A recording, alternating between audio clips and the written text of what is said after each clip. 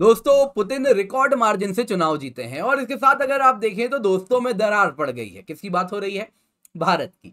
PM Modi ने एक औपचारिकता निभाया और इसके साथ पुतिन को बधाई संदेश भेजा, जिसमें उन्होंने कहा वार्म कॉन्ग्रेचुलेशंस, और इसके आगे बढ़ते हुए कहे कि एक स्ट्रेटेजिक पार्टनरशिप हमारे बीच में जो चल रही है टाइम टेस्टेड है, इसको और मजबूत करेंगे आने वाले समय में। अब दोस्तों, पीएम मोदी का ये एक ट्वीट था, वेस्ट को देखा नहीं गया। कहीं ना कहीं उनमें एक दहशत हो गई है, उनके अंदर का जो डर है वो सामने आ रहा है। अगर आप वहां के मेन स्ट्रीम मीडिया को फॉलो करें, फिर वो बीबीसी हो, फिर वो डीडब्ल्यू हो, या फिर आप वहां के सोशल मीडिया को फॉलो करें, तो एक डर सामने आता हुआ दिख रहा है, जिसमें साफ साफ दिख रहा है अगर इंडिया, चाइना, रशिया एकजुट हो गए तो उनका क्या होगा। दोस्तों, बहुत ही वाजिब डर है ये। और इसके साथ साथ इस पूरे न्यूज को आइए आज हम कवर करते हैं और साथ साथ देख सकते हैं, क्या देखते भी हैं कैसे वेस्ट ने लानत भेजी है पुतिन को, क्या पूरा न्यूज है, आइए आज के वीडियो में देखते हैं। पर इससे पहले आगे बढ़े, आप लोगों से निवेदन है, वीडियो को लाइक कर दें, शेयर कर दें और सब्सक्राइब करना चैनल को बिल्कुल भी ना भूलें, बेल आइकन जल्दी से दबाएं।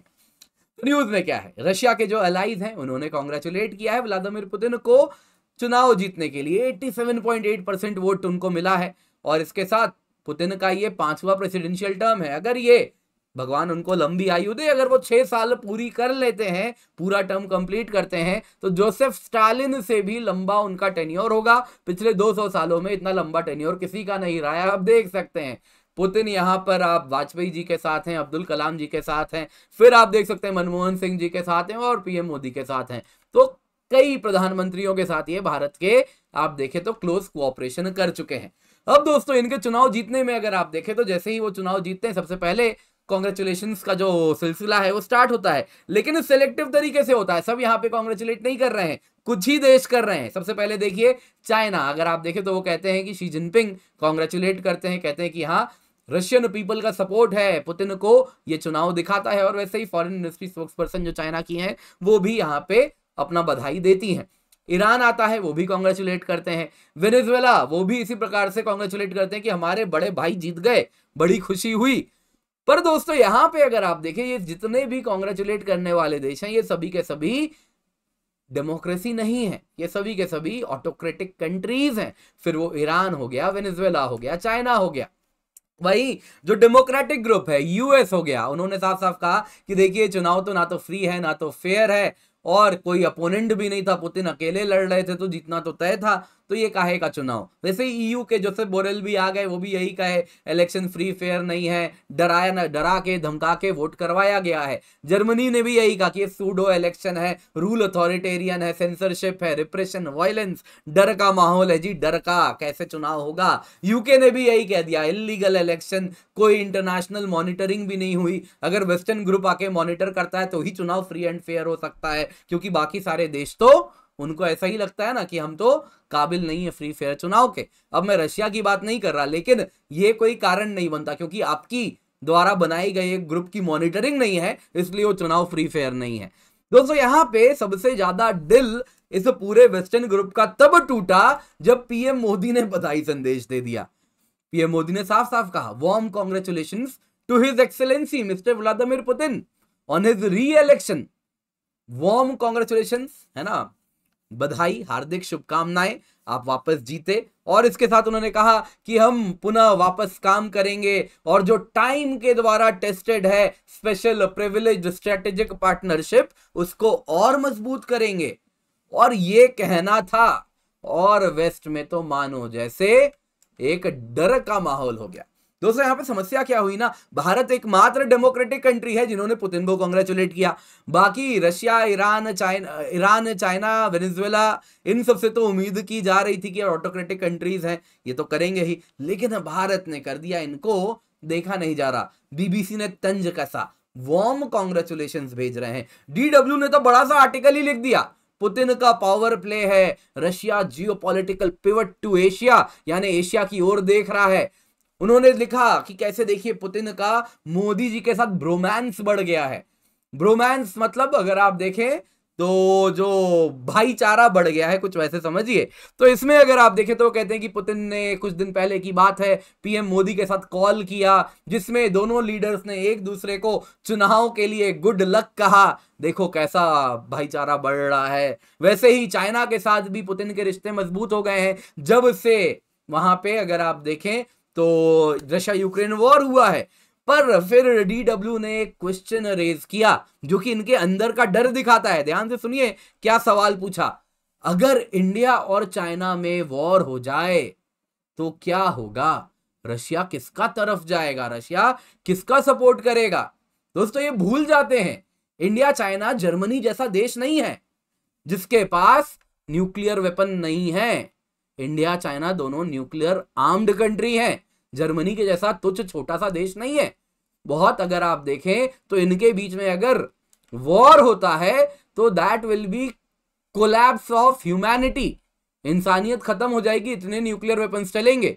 तो इसीलिए इतिहास में भी हमने ऐसा ही देखा है, न्यूक्लियर आर्म्ड कंट्री लाठी वाठी चला लेंगे एक दूसरे के साथ, लेकिन कभी हॉट वॉर की ओर नहीं जाते, कोल्ड वॉर ही करते हैं, दूसरे देशों के द्वारा ही जंग लड़ते हैं। तो इंडिया चाइना डायरेक्टली लड़ जाए तो ये सिर्फ इन दोनों देशों के लिए खुदकुशी नहीं है, ये दुनिया के लिए खुद खुशी होगी। तो अगर आप इस प्रकार का सपना भी देख रहे हैं, ये यही बताता है कि इंडिया और चाइना के लीडरशिप में इतनी कम समझ है, आपको ऐसा लगता है। तो ये आपके जैसे देश जंग कर सकते हैं, किसी को कोई समस्या नहीं, आप लड़िए झगड़िए कुछ भी कीजिए, आपके लड़ने झगड़ने से दुनिया का अस्तित्व खतरे में नहीं आएगा, लेकिन इंडिया चाइना में आएगा। लेकिन ये सपने वही देख रहे हैं। अगर इंडिया चाइना में वॉर हो गया तो क्या होगा, ये बताना चाह रहे हैं कि इंडिया चाइना, देखिए ध्यान रखिएगा, आप लोगों के रिश्ते अच्छे नहीं तो आप लोग एकजुट ना हो जाएं। दोस्तों ये जो पूरी फीलिंग है ना, ये आपको ट्विटर स्पेस में और मजबूती के साथ दिखेगी, क्योंकि अभी क्या है कि सोशल मीडिया में इमोशन जो दिख रहा है वो मेन स्ट्रीम मीडिया में कल परसों तक आएगा। तो आइए आज सोशल मीडिया में देखते हैं क्या दिख रहा है। यहां पे आपको दिख रहे हैं डॉक्टर सैम्यूल रमानी, ये यूनिवर्सिटी ऑफ ऑक्सफोर्ड में political and international politics and international relation पढ़ाते हैं। 2021 में इन्होंने पीएचडी की है, वहीं से किया था ऑक्सफोर्ड से, और वहीं पे प्रोफेसर लग गए हैं। इन्होंने कहा देखिए सेम मैसेज कि India Narendra Modi issues warm congratulations courts में to Vladimir Putin on his re-election. उसके बाद लिखते हैं कि इंडिया कुछ डेमोक्रेटिक कंट्रीज में से है जिन्होंने पुतिन को ओपनली कांग्रेचुलेट किया है। ये मोदी का जो बड़बोलापन है ये इंडियन पब्लिक ओपिनियन के साथ अलाइन करता है, क्योंकि 71% ऑफ पीपल रशियन एनर्जी को सिक्योर करने की बात करते हैं और कहते हैं वही टॉप प्रायोरिटी होना चाहिए, यूक्रेन वॉर जाए भाड़ में। जो कि कुछ हद तक सही भी है, हमें क्या फर्क पड़ता है, आप लड़िए झगड़िए। यूरोप भी थोड़ा दुनिया भर में जब जंग लड़ा है तो अब जरा अपने घर के पास भी थोड़ा मजा चखिए जंग का क्या होता है, तो जरा लड़िए। इस बार तो आपके पास second world war first world war वाला टाइम तो नहीं है कि आप सोल्जर्स इंडिया से अफ्रीका से लेके आ जाएंगे। अब तो आपके खुद के लोग मरेंगे, तो जरा मजा चखिए क्या होता है, जंग कैसा होता है, जरा ध्यान से देखिए। तो इंडिया को फर्क नहीं पड़ता, सही बात है, हमें तो भैया सस्ता तेल चाहिए, क्योंकि आप लड़ेंगे तो इस प्रकार से ऑयल में आग लग जाती है, हमारी इकोनॉमी को इम्पैक्ट होता है। और यही वो भी कह रहे हैं कि इसलिए मोदी भी इस प्रकार से पुतिन को आगे बढ़ चढ़ के चुनाव के पहले बधाई भी दे रहे हैं। यहाँ पे अगर आप देखें तो इसी प्रकार का एक ट्विटर हैंडल है, काफी 10,000 से अधिक फॉलोअर्स हैं, उनका भी यही कहना है कि मोदी ने वार्म कांग्रेचुलेशंस पुतिन को कहा। जरा देखिए कुछ वक्त पहले 26 जनवरी रिपब्लिक डे की बात हो रही है, कैसे टेक्सास गवर्नर ग्रेग एबट वहां पर आए हुए थे। क्या कुछ खिचड़ी पक रही है? क्या इंडिया इंटरमीडियरी है जिसमें एक तरफ पुतिन है, एक तरफ ग्रेग एबट है और बीच में भारत है? क्या उनके बीच में भारत एक खिचड़ी पका रहा है? ग्रेग एबट से क्या समस्या है?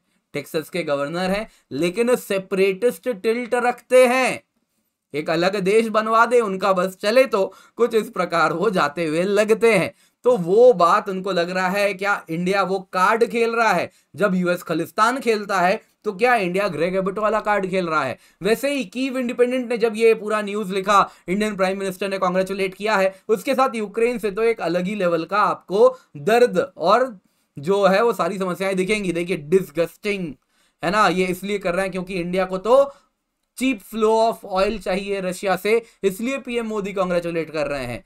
और इसके बाद वही रशियन ऑयल चाहिए इंडिया को। किसी ने लिखा noted not to be forgotten, लिख लिया, याद रख लिया, भूलेंगे नहीं। फिर किसी ने लिखा है ना, इसमें क्या है, एक लीडर ने दूसरे लीडर को कॉन्ग्रेचुलेट किया, एटलीस्ट रशिया ने प्रयास तो किया, फ्री इलेक्शन, वहां पे इलेक्शन तो हुआ, यूक्रेन में तो चुनाव ही नहीं हुआ, आप क्या बोल रहे हो। तो किसी ने आईना भी यहां पे दिखाया। और फिर यहां पे कुछ वेस्टर्न हैंडल्स आ गए जो कहने लगे इंडिया को डिसाइड करना चाहिए कि किसके साइड है भारत, मोदी को एक साइड पिक करना होगा, और पुतिन के साथ अगर इंटीग्रेट कर रहा है तो बोलो तुम ऐसा कर रहे हो। तो यहां पे देखिए दोस्तों, कहीं ना कहीं वेस्टर्न एंगल जो देखने का हमेशा ऐसा ही होता है, विद अस और अगेंस्ट अस, है ना, आप या तो हमारे साथ हैं या तो हमारे खिलाफ हैं। कुछ यहाँ पे ना पूरा का पूरा अगर आप देखें तो एब्राहमिकल थॉट प्रोसेस में ही आपको यही मिलता है, 1-0। इसमें कुछ शेड्स ऑफ ग्रे होता ही नहीं है जो कि रियलिटी है। तो कहीं ना कहीं वो थॉट प्रोसेस आपको यहां भी दिखेगा जो कि यूएस की भी थॉट प्रोसेस रही है। कोल्ड वॉर में भी यही था ना, या तो आप हमारे साथ हैं या हमारे विरोध हैं, यही उसका कहना था। पर दोस्तों यहां पे सबसे बड़ी समस्या तब दिखी जब वो कहने लगे कि अगर रशिया, इंडिया, चाइना एक साथ आ गए तो फिर तो वेस्ट कुछ नहीं पर कर पाएगा, ये तो बहुत बड़ी समस्या हो जाएगी। और इसमें एक डर भी दिखने लगा जिसमें वो कहने लगे कि ये लोग जानबूझ के डॉलर कोलैप्स करने वाले हैं। देखिए किस प्रकार से इंडिया, अगर आप देखें तो इसके पास 800 टन से अधिक गोल्ड जमा करके रख लिया है, चाइना के पास 2,200 टन गोल्ड है, रशिया के पास भी 2,200 टन गोल्ड है। ये थोड़ा पुराना डेटा है, 2023 का है। इंडिया भी तेजी से गोल्ड बाई कर रहा है। तो इस प्रकार से अगर आप देखें तो ये सारे देश गोल्ड जमा करते जा रहे हैं। वही हमारा ट्रूडो सारा गोल्ड खा के बैठ गया। क्या हुआ है, कनाडा ने अपना सारा गोल्ड बेच दिया है। दुनिया गोल्ड जमा कर रही है और वो पता नहीं क्या सूंघ के आया है, उसने गोल्ड सारा बिकवा दिया है। उनके सेंट्रल बैंक ने इस प्रकार का फैसला लिया है। तो अब यहां पे वो कह रहे हैं कि ये जानबूझ के एक साथ डॉलर को कोलैप्स करने वाले हैं। तो यहां पे समझना होगा कि इनकी जो ये थॉट प्रोसेस है, अगर इंडिया, चाइना, रशिया हाथ मिला लिए थोड़ी देर के लिए, आइए थोड़ा सा एक बार सोचते हैं, कल्पना करते हैं, अगर हाथ मिला लिए तो क्या होगा। दोस्तों ये वेस्ट के लिए ना रियल नाइटमेयर है। इससे बड़ा नाइटमेयर पश्चिम के लिए हो ही नहीं सकता। चाइना, इंडिया, रशिया एक साथ आ जाना, ब्रिक्स एक रियलिटी हो जाएगी, पूरा का पूरा इकोनॉमिक क्लाउड बदल जाएगा, ब्रिक्स के हाथ में आ जाएगा। एक ग्लोबल करेंसी, डी डॉलराइजेशन पक्का अगले दिन होगा, एक ग्लोबल करेंसी बन जाएगी। ब्रिक्स क्यों अभी एक रियलिटी नहीं बन पा रही, मतलब है लेकिन ऑन पेपर है, जो फिजिकल प्रेजेंस जो ब्रिक्स कमांड कर सकता है वो नहीं हो पा रहा, क्योंकि इंडिया और चाइना कहीं ना कहीं एक दूसरे के साथ थ्रेटेंड फील करते हैं। तो वो अगर खत्म हो गया तो डी डॉलराइजेशन पक्का है, एक मिलिट्री ग्रुप बन सकता है। एक अगला आप समझ लीजिए, this can be the next P5, कुछ इस प्रकार का हो सकता है, जिसमें ब्राजील, रशिया, ब्राजील ना हो, रशिया, इंडिया, चाइना मिलके अगला UNSC टाइप बना सकते हैं। वैसे ही new global structure, UN reform की बात हो रही है, वैसा हो सकता है। वेस्टर्न वर्ल्ड का डाउनफॉल हो जाएगा, जो चीप मनी प्रिंटिंग वो करके अपनी इकोनॉमी को आर्टिफिशियली ग्रो किए हैं, सब कुछ खत्म हो जाएगा। तो अगर ऐसा हो गया तो उनके लिए this is the real nightmare. और इसीलिए आप ऑफ लेट देखेंगे अचानक से इस प्रकार के आर्टिकल्स आने शुरू हो गए। इंडिया, चाइना एक आर्म्ड कन्फ्लिक्ट में इंगेज करेंगे, यूएस इंटेलिजेंस असेसमेंट का ऐसा दावा है, सीपेक थ्रेटन करने वाला है, फिर से एक इंडिया चाइना वॉर होगा, ईस्टर्न लद्दाख में रूसी रिपोर्ट का ऐसा कहना है। अगेन वेस्टर्न बैक्ड है रूसी रिपोर्ट, भले इसमें अगर आप देखें लिखने वाले इंडियन थे, इसको कोई टाटा है जैसा मुझे याद आ रहा है, लेकिन वेस्टर्न बैकिंग है उस रिपोर्ट में। तो अचानक से वेस्टर्न बैक्ड रिपोर्ट्स आ रहे हैं जिसमें वो चाह रहे हैं इंडिया और चाइना जंग में इंगेज करें।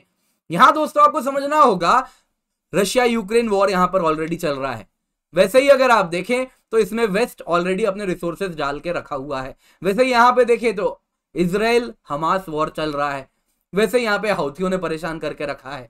वैसे यहां पे देखें तो चाइना ताइवान को थ्रेटन कर रहा है। तो यहां पर भी कहीं ना कहीं बहुत सारी समस्या है। तो अगर आप यूएस की बात करें तो उसके ग्लोबल ऑर्डर, जो यूएस सेंट्रिक ऑर्डर है, उसको कौन चैलेंज कर रहा है? एक चैलेंजर रशिया है, एक चैलेंजर चाइना है, तीसरा चैलेंजर इंडिया है। इसके सिवा ये सब के सब उसके वसाल स्टेट्स हैं, कोई यहां से चैलेंज नहीं है। चैलेंज बस इतने से है। तो वो क्या चाहेगा? एक तरफ तो देखिए उसने रशिया को ऑलरेडी इंगेज कर लिया है। जहां तक बात है यूक्रेन की, यूक्रेन में रशिया को उसने घुसा दिया है, और यूक्रेन में पूरा का पूरा अगर आप देखें तो यूरोप को वो झोंक रहा है आग में। वो खुद क्या कर रहा है, उसकी खुद की मिलिट्री इंडस्ट्रियल कॉम्प्लेक्स है, जिससे वेपन बनता है, मिलिट्री इंडस्ट्रियल कॉम्प्लेक्स पैसा कमाती है, वेपन उधर भेजती है, मिलिट्री इंडस्ट्रियल कॉम्प्लेक्स के पैसे ही पैसे, क्या है ना, वो आजकल क्या चल मजे ही मजे, वो मजे ही मजे कर रहे हैं। वैसे ही यहाँ पे यहाँ पे अगर आप देखें तो इजराइल वाला वॉर चल रहा है, उसमें भी मिलिट्री इंडस्ट्रियल कॉम्प्लेक्स खूब पैसे बना रही है। वैसे ही ईरान के साथ भी अगर ऐसी जंग में घुसेंगे तो वहां पे वो ढूंढ रहे हैं, कोई पिट्ठू लाना चाह रहे हैं जिसके साथ जंग में घुसे, खुद तो अपने सोल्जर्स उतारने नहीं है। तो यहाँ पे प्रयास किया जा रहा है कि पाकिस्तान को टोपी पहनाई जाए। पाकिस्तान लेकिन अगर आप देखें तो काफी अब तक है ना सयाना कौवा बन चुका है। सयाना कौवा क्या खाता है आप अच्छे से जानते हैं, तो अब तक उसने बहुत खा लिया है और अब वो सयाना कौवा इतना तो समझ गया है कि और एक जंग में अब नहीं घुसेगा। तो यहाँ पे ईरान के साथ वो इस प्रकार से एक गेम खेलना चाह रहा है। वैसे ही यहाँ पे ताइवान के साथ चाइना उसको थ्रेटन कर रहा है। अगर ताइवान को चाइना ने रियल में कैप्चर कर लिया तो यूएस क्या करेगा? यूएस अगर उसको यूक्रेन के जैसा नहीं है कि अपने वेपन्स भेज के मिलिट्री इंडस्ट्रियल कॉम्प्लेक्स पैसा कमाएगा, वो क्या है कागज छाप के बना लेगा पैसा। उसको थोड़ी ना कुछ पैसा बनाने के लिए करना है, कागज ही तो छापना होता है, छापना भी नहीं होता है टेक्निकली, वो तो बस हम बोलते हैं डॉलर प्रिंटिंग मशीन, प्रिंट भी नहीं कर रहा है, बस कंप्यूटर में इनपुट डाल देना है। तो इस प्रकार से आप अगर देखें तो ताइवान की अगर आप बात करें तो वहां पे जंग होती है तो उसको तो डायरेक्टली आना पड़ेगा। अगर वो डायरेक्टली खुद खड़ा नहीं होगा ताइवान के लिए तो उसके लिए बहुत बड़ी समस्या है, उसकी साख खत्म हो जाएगी, उस पर कोई भरोसा नहीं करेगा। ये नेटो वेटो सब खत्म, अगले दिन दुनिया मान जाएगी नेटो खत्म हो चुका है, अपनी सुरक्षा अपने हाथ, ये दुनिया को समझ आ जाएगा। तो यहां पर वो क्या चाह रहा है कि इससे पहले चाइना ताइवान में कुछ करे, क्यों ना इंडिया वो प्रॉक्सी बने। जैसे यूरोप एक प्रॉक्सी बना है रशिया को खाने के लिए, वैसे ही इंडिया वो प्रॉक्सी बने जिसके द्वारा चाइना से वो युद्ध लड़ सके। इंडिया को वेपन देगा, मिलिट्री इंडस्ट्रियल कॉम्प्लेक्स पैसा कमाएगी, इंडिया उधार में जाएगा, इंडिया की इकोनॉमी कोलैप्स करेगी, चाइना खत्म हो जाएगा और उस बेसिस में वो अपनी साख बचा के रख लेगा। तो उसका ये गेम है। यहां पे जो बड़ा सा अगर आप देखना चाहें तो आप समझ सकते हैं। दोस्तों यहां पे आप देखें तो इंडिया का जो रिलेशन है बड़ा क्लियर है। चाइना के साथ इकोनॉमिकली एक इंपॉर्टेंट रिलेशन है, लेकिन स्ट्रेटेजिकली हम राइवल हैं, ये सच्चाई है ना। इंडिया चाइना एक साथ हो गए ये कहीं ना कहीं एक ओवर स्टेटमेंट है, लेकिन सच्चाई तो यही है, we are strategically a rival. Russia वैसे ही इकोनॉमिकली एक स्मॉल ट्रेड पार्टनर है, हालांकि ऑफ लेट ऑयल ट्रेड बढ़ रहा है लेकिन फिर भी छोटा है, लेकिन स्ट्रेटेजिकली एक पार्टनर है। वैसे ही यूएस की बात करें तो इकोनॉमिकली भी स्ट्रेटेजिकली भी एक पार्टनर है।